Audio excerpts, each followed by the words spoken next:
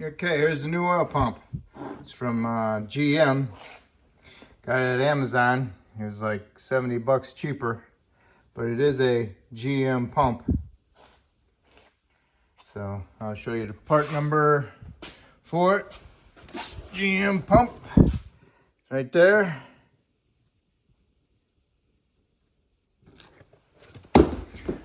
Comes with the new bolts and the new spacers. And this is the oil pump drive that goes onto the crank. You gotta line those up onto the crank when you push this pump back on. Before you push the pump in there, you wanna prime it. I put some gear lube in there, some synthetic. It's a little bit thicker than oil, so it should stay there a little bit longer and not drain out on you. So this is the inlet from the oil pan, and this is the out that goes into the block, okay? So you pour it in there, and then you wanna turn this whatever way. You'll see it suck it down because you fill it up and it'll suck it down and then eventually come out right here. Then you want to just drain the excess so it doesn't sit there and drain on you all day long. And this is the, it'll be like that. Up in there. All right, so I'm gonna get that up in there. I'm gonna make sure my surfaces are all nice and clean, and also my block is nice and clean of any corrosion and excess silicone. And I didn't do anything with my timing chain. I'd rather not touch it. And once you touch something and when you weren't planning on it, always something goes wrong. All right. So get that all cleaned up and make sure the surface is nice and clean for the pump, the mounts, and the inlet of the block. There's no gasket, no sealer. You'd think they'd use anaerobic, but nope. So try not to use any kind of remover on there when you're removing that. Just clean it up real nice. Use a razor blade, get it cleaned up best you can. A little wire brush. Try not to remove any metal, machine surface. So we're all set. Okay, I guided the pump on there. I used a pick to turn the gears in the pump to line it up with the notches on the crank. Once it goes, it slides right on there. And then start your bolts with your fingers.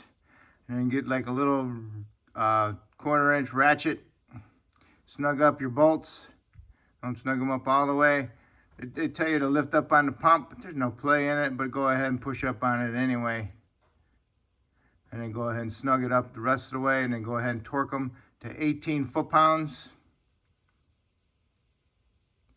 I found best that I could lower it down on the ground and come up on top and torque it, because there's no room on the bottom. So this is the best way.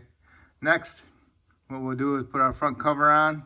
Make sure you cover your surface is nice and clean all the way around. And same thing for the front cover. All right, here's my front cover. Get it cleaned up. And I'll re-clean it before I go put my silicone sealer on there. Also, I replaced the seal in the front, GM. Also replaced this wire harness because it looked real cruddy, cracking, and sometimes they get real brittle and they'll crack, and then bare wires will be showing, so I replaced it. To pull this out, you gotta push these two little tabs in, and you can punch it out that way. To pound a new seal in, you wanna stack two 2x4s, so you can set the 2x4s on here. Be careful you don't hit the actuator.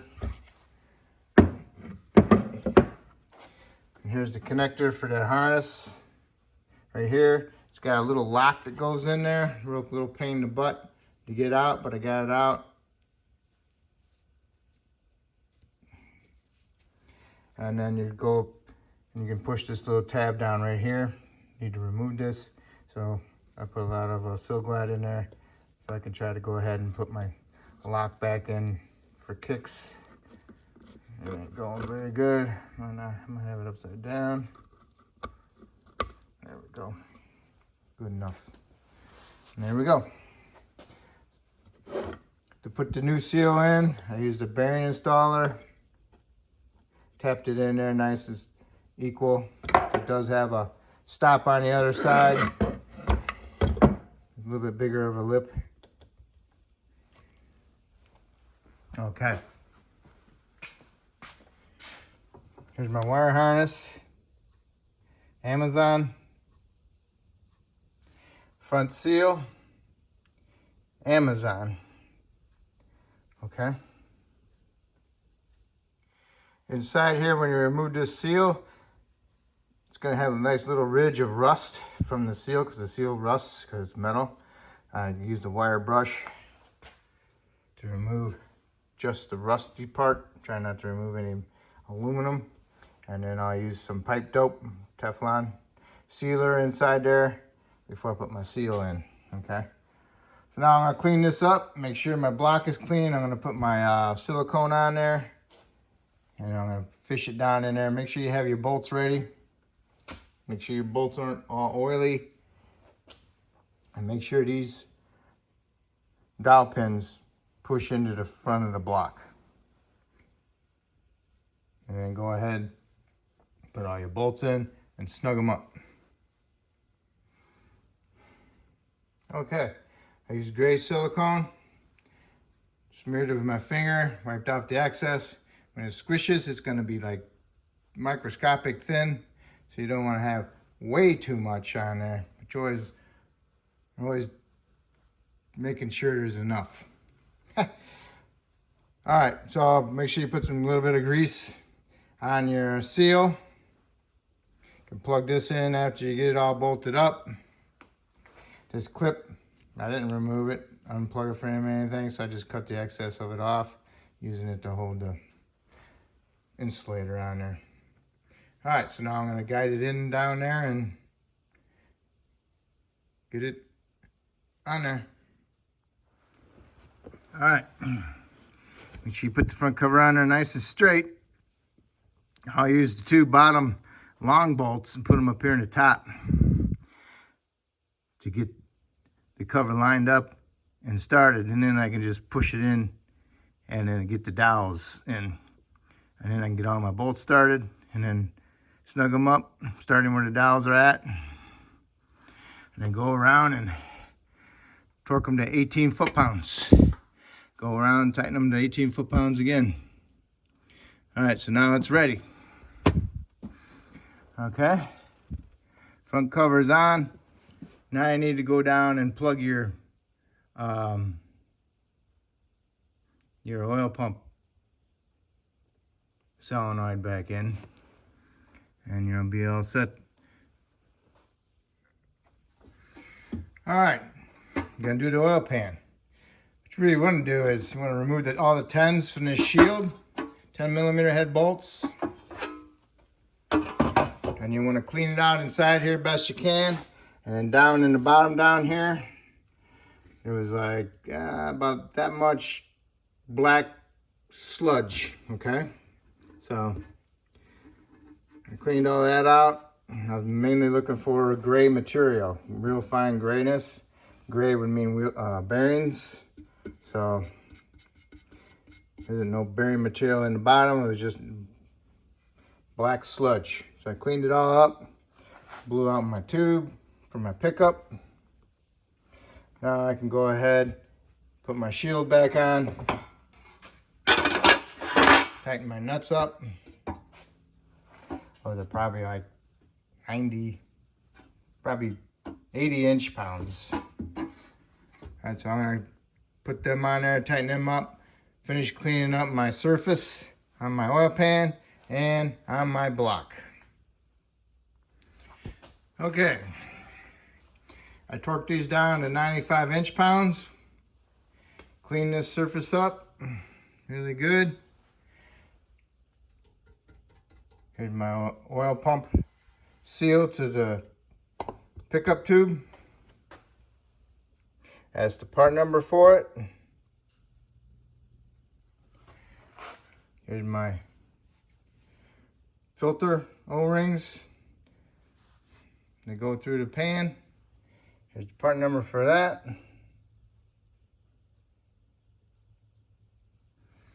Also, make sure you clean up your oil cooler outlet. Part number for that. Clean up your dipstick tube hole. Clean that up. Now, make sure the surface is all clean. Put some fine little layer of silicone sealer all the way around.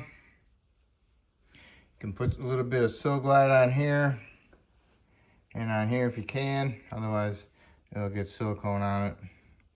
And I'm gonna put a fine film of silicone up there on the block too. What I did was I made a couple dry runs first, putting it up in there. See how it goes, make sure things are out of the way. And I'm gonna set the truck to the right height so I don't have to stand on my tippy toes. And make sure you have a couple bolts ready to go. Make sure the solenoid is plugged in. All right. Get the oil pan up there. Make sure you get the dowels in the pan lined up on the passenger side. Make sure your AC compressor is far enough away that it doesn't push up against the pan to keep you from lining it up. Then you got a couple bolts started and go around and put the rest of them in. And don't forget about the back 210 long ones in the back here. Get them started also, get them all snugged up. And then go ahead and tighten all your 13mm head ones to 18 foot-pounds. Come back here and tighten up the 210s to 90-inch pounds. Okay.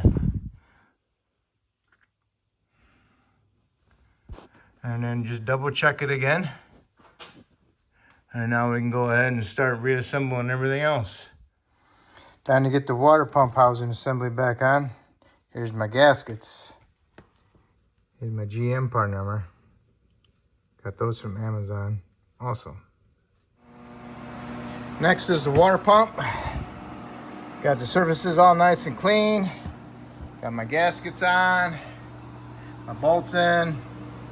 I'll line it up and get them all started and then snug it up. Okay, you got the water pump mounted. Got the bolts snugged up. I hate those gaskets. The tin ones, to make you feel like you're stripping, cross-threading everything out.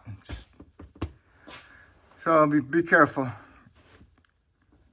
Once you got them snugged up, you want to torque them to 11 foot-pounds, and then you want to make another pass of 22 foot-pounds. So basically 22 foot-pounds. All right, so now I hooked up my heater hoses, hooked up my wire harness bracket. Now it's time to put the alternator bracket on. But this is the AC compressor, and right there is the back nut of it. It slides in it, and then when you tighten it up, it tightens against the bracket, and then also it makes it harder to install. So you got to put some tension on it and tap that back a little bit, that nut. So that'll allow you to put that AC compressor onto the bracket more easier. Careful you don't hit it too hard and break off that ear. That's why I said put some penetrant on it. Or if it's really corroded in there, just go ahead and get a die grinder in there on a disc and remove some of the metal off it to allow it to go on there a little bit better.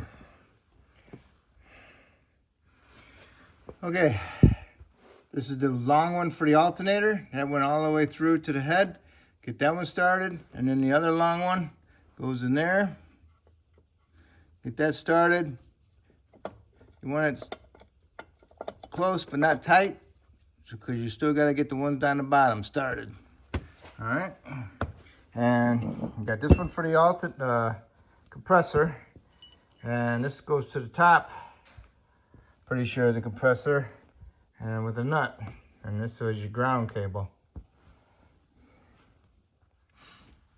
Okay, I stuck the long bolt in first after I got the compressor up there, and I held it around, moved it around, and I had my ratchet on at the same time, air ratchet or electric ratchet, and dropped in.